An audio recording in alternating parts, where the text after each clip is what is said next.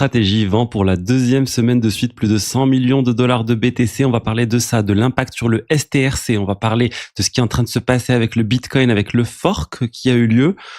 On va parler de l'IA et de la concurrence que ça fait au BTC. On va revenir sur le hash rate. J'ai fait des recherches justement sur le hash rate et c'est très, très intéressant ce qui en sort. On va aussi parler de plein d'autres sujets, de Ethereum avec la roadmap, avec une réduction du taux de staking potentiellement et plein d'autres sujets. Bonjour à tous et bienvenue sur Crypto Flash, la chaîne de l'actualité crypto. Je suis de retour. J'ai pris une dizaine de jours de vacances. Ça m'a fait du bien. J'ai déconnecté un peu, mais j'ai quand même suivi de loin les actualités et ce qui était en train de se passer. Bref, content d'être de retour et de vous raconter ce qui est en train de se passer. Juste avant, je vous rappelle, comme d'habitude, il y a 25 € offerts sur Bitvavo, l'exchange crypto partenaire de la chaîne exchange européen. Vous avez près de 400 crypto-monnaies. Vous avez plein d'options disponibles, du staking et pas mal d'autres choses. Donc n'hésitez pas si vous cherchez une deuxième plateforme, un exchange européen, vous avez le lien dans la description pour Bitvavo. Parlons de stratégie. Regardez, Stratégie, donc anciennement MicroStrategy, a de nouveau levé beaucoup d'argent. Ils ont levé 650 millions de dollars. En fait, on va voir un peu les choses, c'est un peu plus compliqué que ça. Enfin, ils ont même levé plus que ça. En fait, ils ont rajouté 650 millions de dollars de cash à leur réserve de dollars, donc au cash qu'ils ont dans leur compte en banque. Ils ont désormais 4,65 milliards de dollars de cash. Et ce qui est hyper intéressant aussi, c'est qu'on peut voir tout ça dans les documents officiels que Stratégie doit publier, vu que c'est une société cotée en bourse. On peut voir ici, ils ont en effet levé 653 millions de dollars. Comment ils ont levé ça?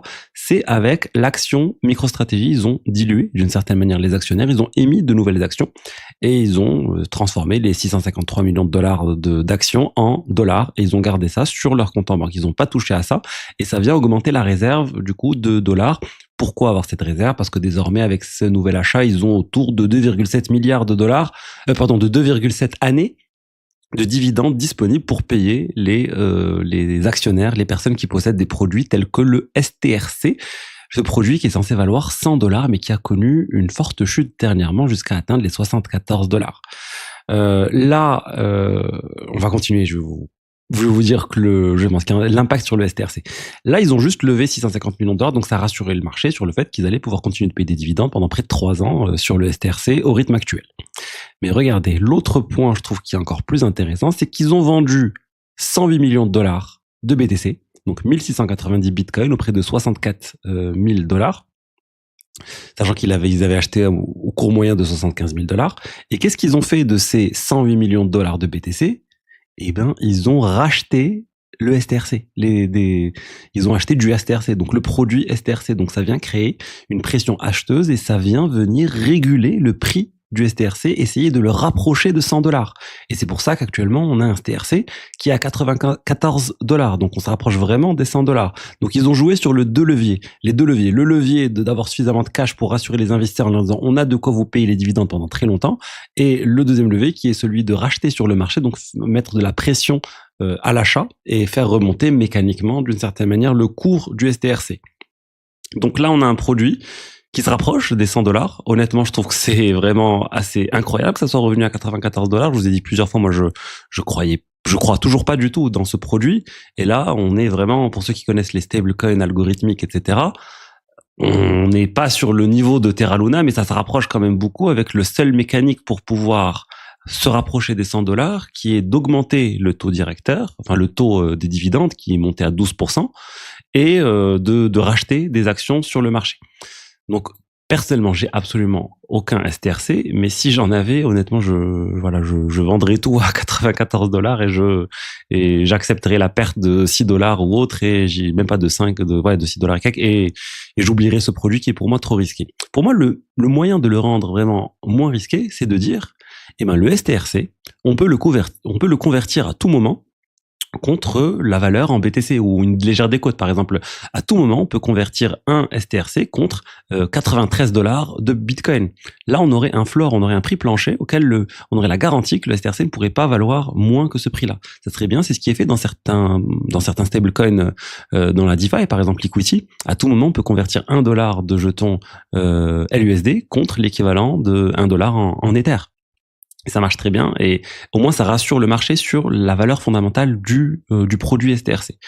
En tout cas, voilà, bravo à Stratégie quand même d'avoir remonté la pente de 75 dollars à 95 dollars quasiment. C'est vraiment très bien. Ils vont continuer de faire ça, continuer à rassurer les investisseurs sur leur capacité à payer les dividendes sur ce produit STRC.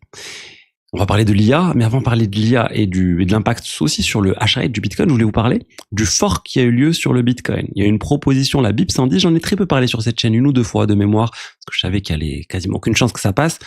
Une proposition pour venir limiter le spam sur le réseau BTC. Vous savez, ce que eux considèrent comme le spam, qui est les ordinals, les inscriptions, etc. C'est NFT sur le réseau BTC. Il y a une proposition menée par Luke Dash Jr., un développeur très connu BTC, qui a voulu limiter comment le spam était, enfin comment ces images, comment ces données arbitraires étaient inclus sur les blocs, en venant introduire un certain nombre de limites. Mais ceux qui étaient contre, et moi le premier, disaient ça servait à rien de faire ça parce qu'il y allait toujours avoir d'autres moyens d'inscrire des choses, de stocker des choses sur la blockchain. Ça allait juste venir complexifier les choses et rendre les choses encore plus lourdes au final pour le réseau BTC. Donc la proposition n'est pas passée, le fork a quasiment rien miné, ils ont eu 2% de soutien, bref c'est un échec. Luke Dash Jr. il a dit qu'il prenait une année sabbatique de sa société de minage qui est la seule qui soutenait cette proposition, Ocean. Ils lui ont aussi retiré des droits associés à la création des Bitcoin Improvement Proposal, les BIP. Donc bon, c'est vraiment un échec complet. Et là, il est en train de faire du lobbying pour changer le proof of work sur le BTC. Alors, je sais pas si vous vous rendez compte, parce que pour lui, non, cette proposition de BIP 110, elle a le soutien de la communauté. Et si elle n'est pas passée, c'est juste à cause de 1 ou 2 poules de minage, ce qui est complètement faux. C'est juste n'importe quoi. En tout cas, voilà, tant mieux que ça soit pas passé. Et je voulais vous parler du minage de BTC, justement. On va rester sur le minage de BTC. Avec la société Kill, qui s'appelait précédemment Bitfarms, qui vient de fermer ses derniers équipements de minage de BTC aux États-Unis. Donc, ils font absolument plus de minage de Bitcoin aux États-Unis et globalement dans le monde. C'est bon, ils sont full AI, full intelligence artificielle et calcul haute performance. C'est vraiment ce qui rapporte le plus aux sociétés actuellement. Même des sociétés telles que Google ou autres, ils sont plus trop, enfin, ils mettent plus d'efforts à déployer des data centers qui vont pouvoir revendre ensuite pour l'IA que à développer leur propre modèle d'IA. Parce que là, il y a une rentabilité directe, en fait, sur les data centers. Il y a tellement de demandes, vous avez l'assurance que plein de personnes vont vous acheter de la puissance de calcul. À minima, vous avez Anthropic, vous avez OpenAI qui vont acheter massivement de la puissance de calcul et ça rapporte énormément d'argent, des revenus garantis sur plusieurs années. Et regardez l'autre contrat qui vient de sortir. C'est Anthropic qui vient de signer un deal à 9 milliards de dollars avec Riot Platforms, aussi une société de minage de BTC. Société historique de minage de BTC qui, elle aussi, est en train d'aller de plus en plus vers l'IA. C'est un deal sur 20 ans, donc voilà, ça va venir petit à petit, mais c'est quand même une puissance assez énorme, 191 mégawatts, de quoi alimenter 143 000 maisons. Je sais pas si vous vous rendez compte, c'est assez énorme la puissance qui est en train d'être dirigée vers des data centers. Et voilà, et ça montre encore une fois cette transition. Et pour moi, c'est ce qui explique justement la baisse du hash rate. Regardez le hash rate. Le hash rate du Bitcoin, qui est la puissance de calcul au final associée au Bitcoin, qui est en train de baisser depuis quelques temps, depuis octobre, fin octobre, c'est en train de chuter. Je vais aller faire des analyses sur le sujet. Bon, bien sûr, on a le graphe, on peut voir ça très simplement, mais j'ai utilisé aussi ChatGPT. Et surtout ChatGPT for Work. Donc moi, j'utilisais Codex depuis un moment. ChatGPT for Work, c'est la version similaire en ligne. C'est assez pratique si on n'a pas envie de lancer tout Codex, etc. Faire des recherches très très poussées. Et regardez, je lui ai demandé de faire des recherches sur le hash rate, et c'est très très intéressant ce qui en ressort. On n'est pas sur la plus grosse baisse associée au hash rate, donc à la puissance de calcul. La plus grosse baisse, c'était moins 53% en mai 2021, donc tout ce qui passait avec les minages, le minage chinois, enfin les mineurs en Chine qui ont dû fermer quasiment du jour au lendemain, ça a créé une baisse soudaine du hash rate. Et ça a pris 210 jours à revenir à un niveau avant justement cette chute. La deuxième baisse, c'était 2018. Donc c'était bear market, chute de 36% aussi. Ça a mis 252 jours à revenir. Mais là, cette baisse actuelle qu'on connaît de 28% du hash rate par rapport au plus haut du 18 octobre 2025, elle est la troisième en termes de pourcentage, mais surtout c'est la plus longue depuis 2013. Regardez, 296 jours qu'on n'a pas dépassé le plus haut historique. C'est vraiment très très long. Et moi je pense que ça va continuer. Il y a énormément de sociétés qui sont en train de migrer vers l'IA et de lâcher le BTC. Alors oui, c'est pas grave, à court moyen terme sur le BTC, on a la difficulté de minage qui s'ajuste, etc. toutes les 2-3 semaines et le réseau continue de fonctionner. Mais sur le long terme, ça pose problème. Historiquement, le BTC n'avait pas vraiment de compétition. Au niveau des data centers, c'était l'option la plus rentable et il y avait beaucoup de sociétés qui, du coup, minaient du BTC. Les autres crypto-monnaies avaient de la concurrence avec le BTC qui leur faisait de la concurrence, mais le BTC était de loin le premier, il n'y avait pas de problème à ce niveau-là. Là, vraiment, le BTC a enfin un concurrent de taille qui est l'IA et c'est hyper, comme je dis, hyper rentable. Google, Microsoft, etc., ils investissent tellement, c'est juste incroyable le rendement sur chaque dollar qui est mis dans un data center, ça rapporte très rapidement, c'est rentabilisé, ça vous rapporte beaucoup plus. Donc, c'est vraiment un très bon plan et c'est ce qui fait que beaucoup de sociétés qui minaient du BTC, qui n'avaient même pas les équipements pour miner l'IA, etc., ils avaient juste les data centers, l'électricité, tout ce qui est refroidissement, mais les équipements ne servent à rien. Tout ce qui est ASIC pour miner du BTC, vous n'allez pas vous en servir pour faire de l'IA.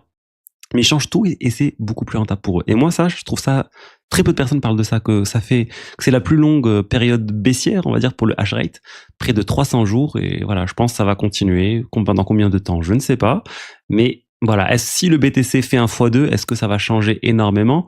Oui, peut-être qu'on reviendra au plus haut historique, mais voilà, cette hausse continue du hash rate, voilà, peut-être qu'on est en train de voir un tournant en fait du Bitcoin à cause de l'IA d'une certaine manière et il y a un équilibre qui va être trouvé. Encore une fois, je m'en fais pas. Mais sur le long terme, il faudra se poser des questions. Quand le BTC sera encore moins rentable avec le halving qui va avoir lieu, il y aura encore moins de mineurs, potentiellement encore moins d'hash rate. Il faut faire attention à ça. Sur le long terme, il y a des questions qui se posent sur ce sujet. Est-ce que faut rajouter de l'inflation sur le BTC? Pour moi, ça pose problème parce que voilà, tout le Bitcoin a été construit sur les 21 millions. Moi, je préfère la proposition, qui n'est pas trop une proposition actuellement, mais de prendre les BTC qui ne pourront pas migrer sur le quantique ou qui ne migreront pas à temps, par exemple le BTC de Satoshi et d'autres BTC, et les utiliser comme une réserve pour miner, pour redonner des BTC aux mineurs plus tard. C'est-à-dire voilà, réaugmenter d'une certaine manière le block reward, ça serait intéressant, mais bon, je pense encore une fois très très compliqué de passer des propositions sur le réseau Bitcoin. Ensuite, allez, on va parler d'autre chose que le BTC, on va parler de Ethereum. Ethereum, avec une proposition très controversée aussi sur Ethereum, EIP 8361, qui vise à faire passer le taux de rendement associé au staking, le taux de staking, la récompense associée au staking plutôt, la passer à 0% s'il y a plus de 50% des Ethers qui sont stakés. C'est brutal, mais c'est pour décourager les stakers et de décourager les utilisateurs à staker trop leurs Ethers parce qu'ils disent que c'est surpayer la sécurité. Ça, il suffit d'avoir 20% ou je sais même pas 10% pour que ça soit suffisant 10% des personnes qui stakent les Ethers pour que ça soit suffisant pour sécuriser le réseau. Et surtout, petit à petit, on risque d'avoir Lido, par exemple, ou les pools de staking qui vont quasiment absorber 100% de tous les Ethers stakés. Et du coup, la monnaie principale, ça sera plus l'Ether, mais ça sera le STETH, par exemple. Et ça pose problème parce qu'il y a des sujets de centralisation, etc. autour de ces protocoles et de l'influence énorme qu'ils vont avoir sur le réseau Ethereum si, imaginez, il y a 90% des Ethers qui sont stakés sur Lido. On peut être sûr que s'il y a une faille de sécurité sur Lido, le Ethereum va forker, par exemple. Donc c'est un sujet, c'est très controversé. Je pense pas que ça va passer en l'état. Il faudrait encore faire des modifications. En tout cas, il n'y a pas de consensus actuellement. C'est poussé par Justin Drake aussi, qui est une personne très influente, qui pousse beaucoup de propositions très intéressantes sur Ethereum, notamment associées à Lean, Ethereum, etc. Mais là, honnêtement, je suis pas fan de cette proposition, sans compter que le fait de réduire à zéro le staking, ça va venir vraiment... Ça pourrait avoir un impact énorme sur la DeFi, en fait, parce que là, on est à 2, et quelques % pour le staking sur l'Ether. Il y a beaucoup de personnes qui utilisent Aave et d'autres protocoles pour faire du looping, etc., pour augmenter ce rendement. Ça crée de la TVL, ça crée beaucoup d'activités sur les protocoles de DeFi. Ça pourrait avoir un impact, justement, sur ces protocoles aussi. C'est pour ça qu'on a, côté DeFi, on a le fondateur d'Aave, Stani, on a aussi fondateur de Etherfi, qui sont très, qui sont très critiques de cette proposition. Et voilà, on verra comment ça va tourner, mais moi je ne pense pas que ça va passer. En parlant d'Ethereum, on a Vitalik qui a republié sa roadmap, on va dire, mise à jour. Il a mis à jour à partir des nouvelles options, enfin des nouvelles avancées sur Ethereum, et c'est très intéressant de voir que la priorité qui est donnée, c'est vraiment la résistance au quantique. C'est vraiment noté comme une priorité principal sur le réseau Ethereum. La privacy, la confidentialité aussi, c'est extrêmement mis en avant par Vitalik. Plein d'options qui sont en train d'être développées. Et je trouve ça vraiment aussi être une très bonne chose pour Ethereum. Et voilà, donc il y a aussi d'autres points. Attendez, il faut juste que je retrouve. Ouais, c'était associé à l'IA. En fait, c'est utiliser l'IA pour démontrer formellement que il n'y a pas de faille dans le code qui est en train d'être introduit, qui est en train d'être développé, notamment avec toutes les innovations côté ZK Knowledge, Zero Knowledge, etc.